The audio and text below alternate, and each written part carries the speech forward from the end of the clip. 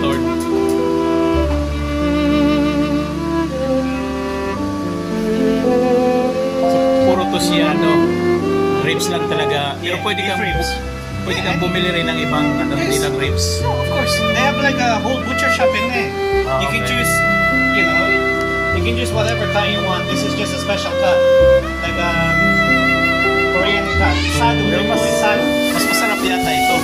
Kasi,